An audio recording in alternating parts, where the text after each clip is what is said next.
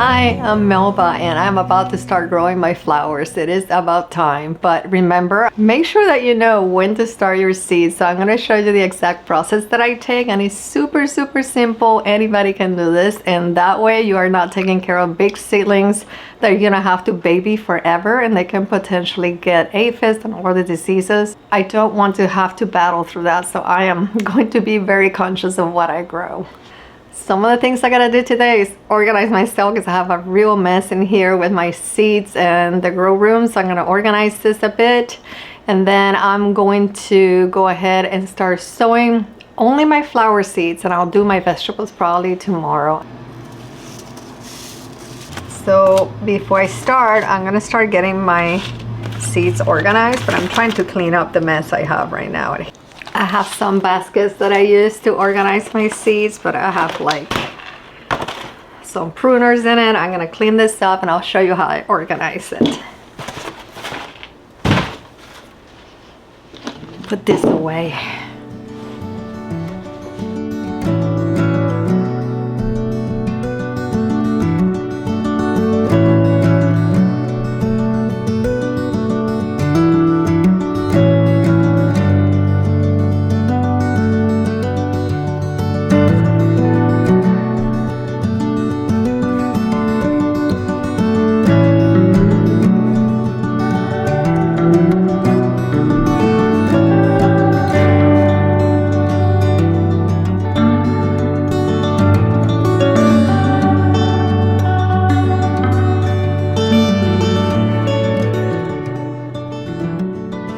Okay, so this is how I started my organization after I take them out of the plastic bins that I showed you before.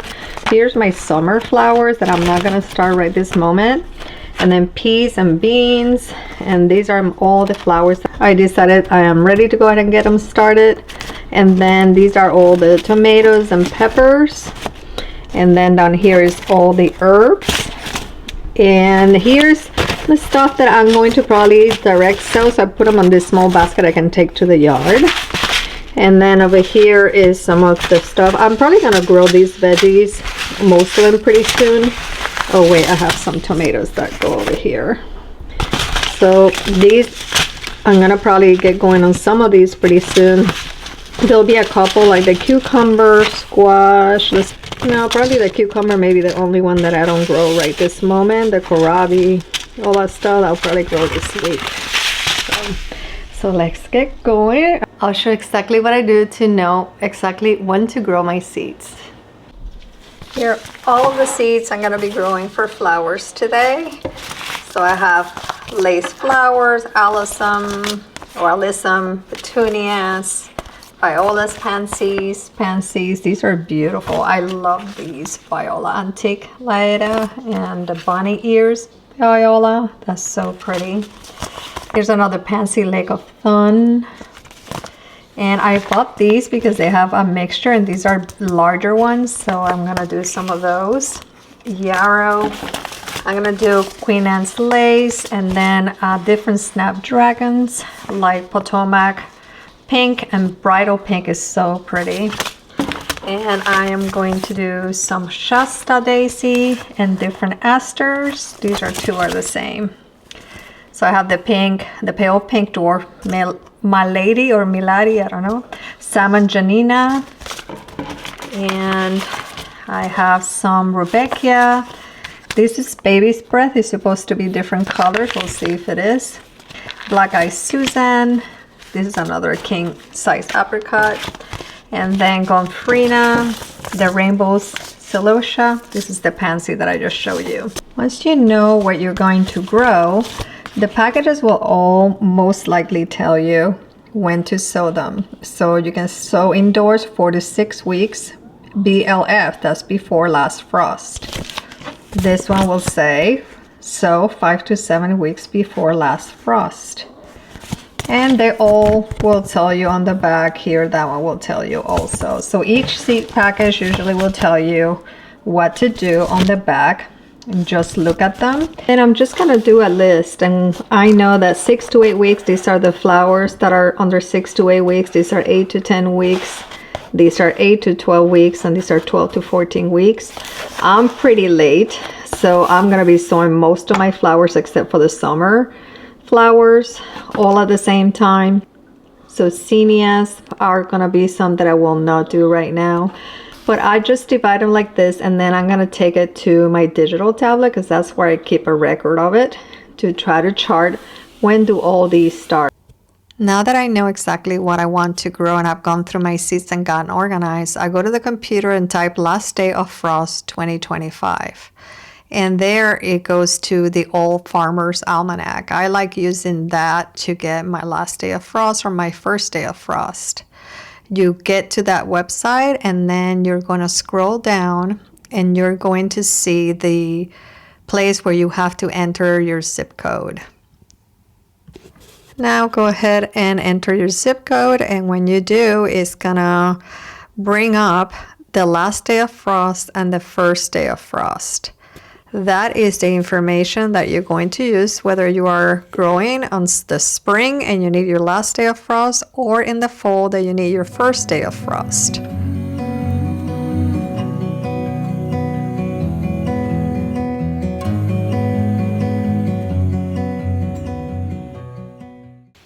This is my own digital planner that I created. It just makes it really easy to know when, in a big overview of all the things that I'm gonna grow, I can tell more or less when I have to start growing and when I have to be done by. And it just makes it a lot easier to track the seeds. So I'll show you exactly how I use it. On the seed starting plan, I have my last day of frost, and it's what I'm going to enter. So I'm going to do 3/21/2025, and that's going to guide everything I do on this.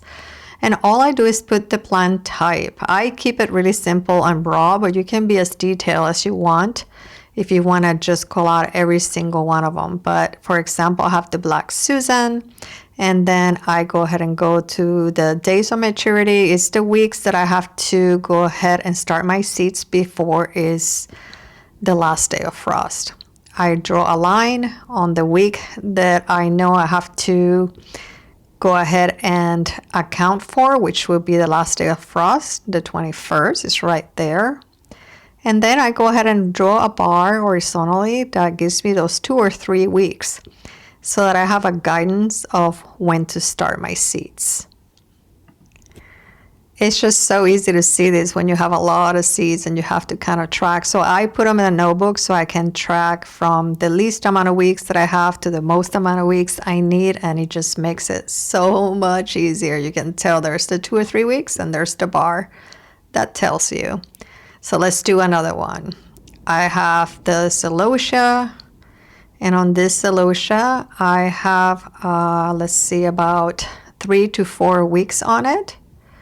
And then I'm going to go back to the red vertical bar. And I know I need to go back 3 to 4 weeks. So I'm going to draw a bar that takes me 3 to 4 weeks back. I'm going to go ahead and complete this so that you can see it.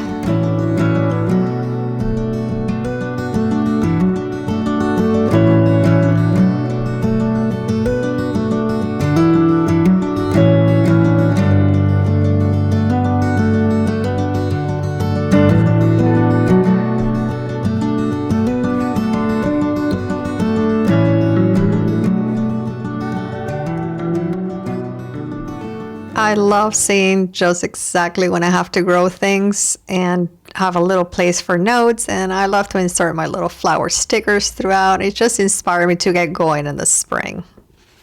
All right, it's time to fill up some of these. I'm gonna fill these up with seed soil, but on episode 2 I showed you what I use potting soil for growing my pansies, because I plan not to transfer them. So I'm gonna spend the next hour or so just filling up my containers. I like to get them all filled up and ready but I do not like to fill them up like extra ones, because then this will dry and the soil will be too dry to put your seeds. That's not good either. So I'm gonna just do the ones that I think I'm gonna use for the seeds that I'm going to grow. So yeah, this is what I'm gonna spend my time doing. It is cold in this garage, my workroom. If you don't know and you're new here, I have a grow room in my garage. I had set up the heater since last night so it'll be nice and warm in here, and I realized, why is it so cold in here? Is my mother has opened the garage door twice already today. So, and I can turn the heater on now when I'm talking to you, because then you hear that noise in the background. So when I press this, I press it a little so that, you know, you can see there's no air pockets, but don't press it too hard because you don't want to choke the roots. They're really tiny, fragile roots, and you want them to be able to flow through the soil nicely and not struggle. I mean, for me, because then it'll be a happy seedling and eventually it will give a lot of fruit.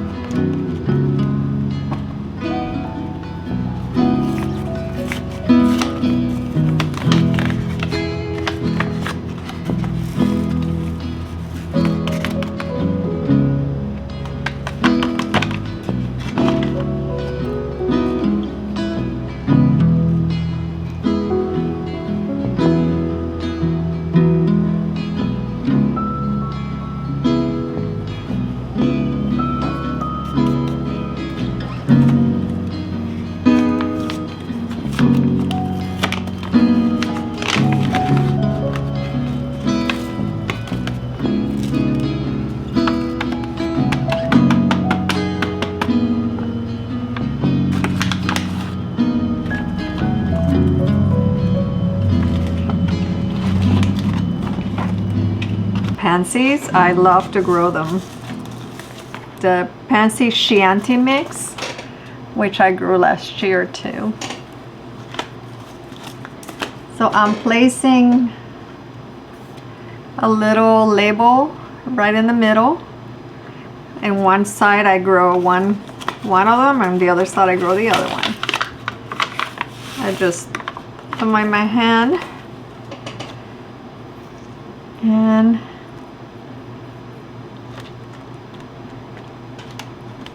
I forgot to tap it down.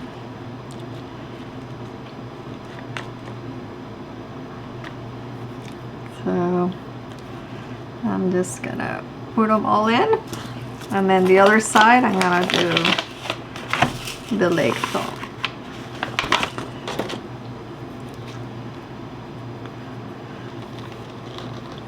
And I did a video that shows exactly how to do this that you can look at. I'll link it below how I did it the first time.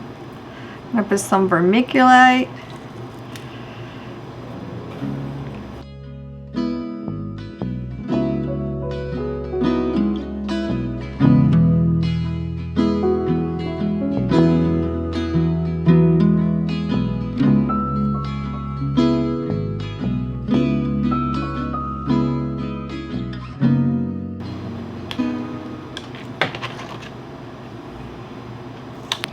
So I don't have a top for these. I have a top for one. The other one I don't have a top, so I am going to get some cellophane wrap and wrap it.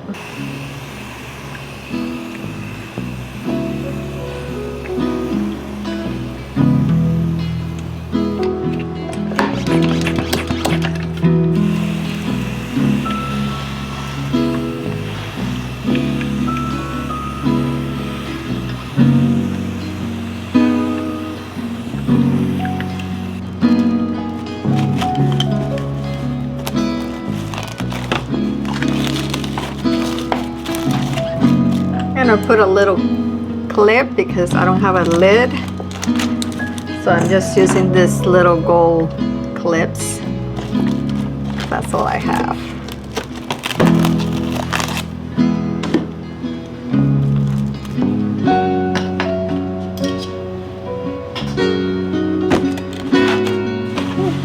Now I'm gonna place them in the dark because they don't like any light until they germinate.